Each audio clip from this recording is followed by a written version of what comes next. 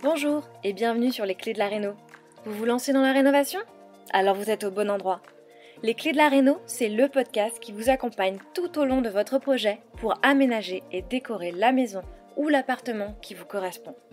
Je suis Alison, aujourd'hui architecte d'intérieur et décoratrice. Je vous propose ici mes conseils et mes astuces pour transformer votre projet en un intérieur beau, chaleureux et fonctionnel dont vous serez fiers.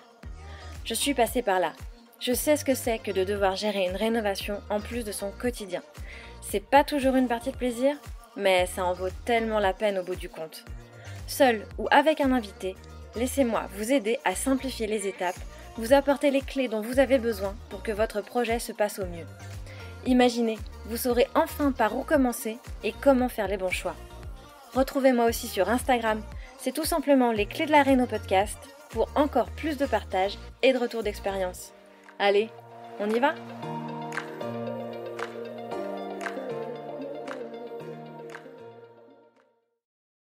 Hello les rénovateurs et les rénovatrices et bienvenue dans ce nouvel épisode de Les Clés de la Réno, le podcast.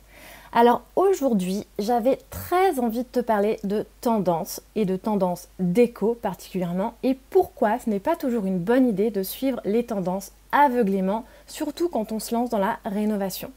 Parce que oui, les tendances en général jouent un rôle essentiel dans tous les secteurs créatifs et le monde de la décoration et de l'aménagement, n'y échappe pas. Cela permet de pousser à toujours plus de créativité, de renouveler sans cesse visuellement le monde qui nous entoure. Et c'est vrai qu'en soi, c'est chouette de pouvoir s'inspirer toujours de nouvelles idées, sinon on pourrait vite s'ennuyer. Mais je suis personnellement convaincue qu'on doit savoir faire la part des choses quand on rénove pour ne pas se retrouver avec un intérieur qui ne nous correspond pas, qui ressemble à l'intérieur de tout le monde et qui sera vite dépassé. Parce que la rénovation, je le dis assez souvent, c'est un investissement financier qui plus est important, mais c'est aussi un projet de vie. Et il est crucial, selon moi, de concrétiser une maison ou un appartement qui te ressemble parce que c'est bien toi qui y vis et tu dois t'y sentir bien, tu dois t'y sentir chez toi. La rénovation, c'est une super opportunité, une opportunité comme on en a peu dans une vie et dont tu dois saisir l'importance puisque l'un des plus gros avantages de la rénovation, c'est bien la personnalisation de tes espaces, de ton intérieur pour qu'ils ne ressemblent à personne d'autre qu'à toi. Et je dis pas que c'est un exercice facile, c'est certain. Crois-moi, je suis la première à me faire happer par les tendances et à avoir toujours l'envie de recréer cette ambiance, ce petit détail que j'ai vu ici ou là et que j'ai trouvé beau. Mais quand il s'agit de rénovation, on doit faire des choix importants qui auront un impact considérable sur l'ampleur des travaux à réaliser et qu'on ne peut pas se permettre de refaire tous les 4 matins. Trouver ton style personnel, l'ambiance qui te correspond profondément et qui correspond au lieu que tu rénoves, dont tu ne te lasseras pas dans 2, 5 ou 10 ans pour une rénovation à ton image. Faire des choix qui traverseront les âges est primordial quand il s'agit de choisir évidemment son revêtement de sol, ses huisseries, sa cuisine ou encore sa salle de bain. C'est tout simplement essentiel pour rénover durablement.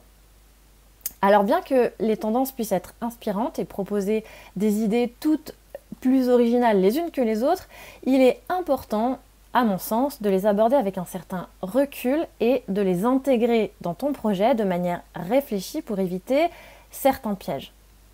Alors on l'a dit, les tendances déco sont souvent adoptées par de nombreuses personnes, ce qui signifie que ton espace risque de ressembler à celui de tout le monde ou à la couverture d'un catalogue. Et tu vas donc perdre de l'unicité, de l'individualité dans ton projet. C'est aussi que les tendances sont souvent éphémères, ce qui signifie que ce qui est à la mode aujourd'hui va te paraître démodé demain. Et probablement assez rapidement, puisque dans le monde qui nous entoure, les tendances changent toujours plus vite les unes que les autres. Et tu vas donc te retrouver avec une décoration un peu trop axée sur les tendances du moment. Prêter trop attention aux tendances, c'est aussi sans doute faire plus attention à l'esthétique qu'à la fonctionnalité. Et crois-moi, j'aime prêter une grande attention à l'esthétisme, mais la praticité de tes espaces demeure quand même quelque chose de très important. Il est important que ton intérieur soit beau, c'est sûr, mais il doit aussi être fonctionnel pour répondre à tes besoins au quotidien. Et ton aménagement doit donc être fluide et cohérent avec les espaces que tu rénoves. C'est aussi t'assurer effectivement un budget assez élevé sur le long terme, puisque les tendances, comme on l'a dit, elles évoluent rapidement. Donc si tu te lasses, tu vas regretter tes choix et tu auras très vite envie de changer pour revenir à ce qui te plaît vraiment profondément. Et ça peut donc devenir très coûteux. Il est préférable selon moi d'investir dans des éléments intemporels ou de qualité, de qualité d'ailleurs, plutôt que de dépenser de l'argent dans des éléments qui seront vite obsolètes parce qu'ils ne te correspondent pas vraiment et dans quelques années tu auras envie de changer.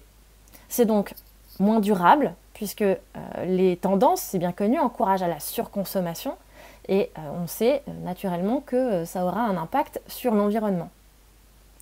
Mais aussi psychologiquement, personnellement, je pense que suivre les tendances de façon un peu trop précise peut créer une forme de pression, un sentiment d'urgence, un poids pour rester toujours à la pointe de la mode dans ton intérieur. C'est aussi le cas probablement vestimentairement, mais c'est quand même quelque chose que la société dans laquelle on vit peut nous infliger et c'est assez stressant, voire même un peu chronophage de toujours rester à la pointe. Et c'est aussi, peut-être, si tu n'y as pas prêté assez d'attention, t'assurer une forme d'incompatibilité avec qui tu es vraiment, avec ton style personnel. Puisque les tendances peuvent ne pas refléter qui tu es et quel est ton style, comment tu aimes vivre dans tes espaces. Et il est important, selon moi, que ton intérieur et donc ta décoration, ton ambiance reflète qui tu es et comment tu veux utiliser ta maison. Alors cela ne signifie pas que tu dois tout de suite éviter de suivre les tendances, mais plutôt que tu dois les utiliser à mon sens avec parcimonie et de manière réfléchie. Mieux vaut incorporer quelques éléments de façon modérée, à partir du moment où tu es sûr que ça correspond vraiment à ce que tu aimes, et probablement en les mélangeant avec des éléments plus intemporels, avec une forme de neutralité, en gardant à l'esprit ton propre style, tes propres envies et surtout tes propres besoins. C'est ce qui va te permettre de créer un espace qui te ressemble et qui va rester attrayant au fil des années. Avec ton projet de rénovation, ton objectif va donc bel et bien être de trouver ton style personnel, de créer ta propre vision de ta rénovation, de ta maison, de tes espaces. Et trouver ton style personnel est important pour obtenir un résultat qui va vraiment te satisfaire. Ton style personnel doit refléter qui tu es en tant qu'individu, mais aussi en tant que membre de ta famille, si vous êtes plusieurs à vivre ces espaces. Il doit te permettre de créer une extension de ta personnalité et de vos personnalités au sens large, de vos goûts, de vos passions, même plus, de vos valeurs et probablement de votre histoire. Et c'est en vous entourant de tout ça que vous allez créer un espace qui vous correspond, vous créez un environnement dans lequel vous vous sentirez à l'aise et chez vous, en vous entourant des couleurs, des matériaux et des éléments qui vous parlent. Cela va favoriser effectivement le bien-être de tous ceux qui habitent ces espaces et la satisfaction au quotidien. Tu dois pouvoir concevoir tes espaces en tenant compte de la manière dont tu utilises chaque pièce, de ce qui contribue à maximiser la fonctionnalité de ta maison en fonction de tes usages, de tes habitudes. Et c'est en suivant ton style personnel que tu seras susceptible d'apprécier ton espace sur le long terme, parce qu'il correspond à tes préférences. En allant chercher tes idées dans ton propre style personnel et non pas dans les tendances du moment, tu vas économiser de l'argent à long terme, puisque naturellement ça te correspondra plus profondément à toi, à qui tu es. Tu vas investir donc dans des éléments de qualité qui te correspondent et qui vont vraiment être en écho avec qui tu es et donc dureront plus longtemps. C'est aussi aller plus loin pour exprimer même ta créativité parce que tu vas pouvoir personnaliser tes espaces avec des touches uniques qui vont le distinguer et le rendre spécial. Ta rénovation, c'est bien le moyen d'exprimer ta propre identité, tes intérêts, tes passions et donc de le rendre unique. C'est assurer la satisfaction au quotidien de vivre dans un espace qui peut améliorer même ton humeur, ton confort et ta qualité de vie en général. Alors tu l'auras compris, Je ne dis pas que tu ne dois pas suivre les tendances, tu peux évidemment t'en inspirer, c'est même essentiel, j'ai envie de te dire, mais aujourd'hui, je souhaite t'inciter à bien réfléchir à chaque choix que tu fais pour savoir si, au-delà même des tendances, si ce choix correspond vraiment à qui tu es et surtout aussi au lieu que tu rénoves puisque chaque lieu est différent. On est arrivé à la fin de cet épisode. J'espère qu'il t'a permis d'avoir la prise de conscience que je souhaitais, que j'espère, pour te permettre de te créer un intérieur qui ne ressemble qu'à toi, un intérieur qui te correspond vraiment, et ça grâce à la rénovation, puisque comme je l'ai dit, la rénovation, c'est l'opportunité pour toi de personnaliser ton intérieur. Si c'est le cas, n'hésite pas à me dire en quoi il aura pu t'aider. Partage-le autour de toi ou sur Instagram. Je te remercie de ton écoute et je te dis à très bientôt. Si vous avez écouté jusqu'ici, c'est probablement que l'épisode vous a plu.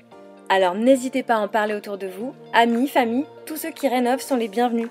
Vous pouvez aussi évidemment laisser un commentaire sur Apple Podcast ou une note 5 étoiles sur Spotify. Et si vous souhaitez être informé des prochains épisodes, n'hésitez pas à vous inscrire à la newsletter ou à me suivre sur Instagram. Le podcast, c'est fini pour aujourd'hui, mais je vous dis à très vite pour un nouvel épisode.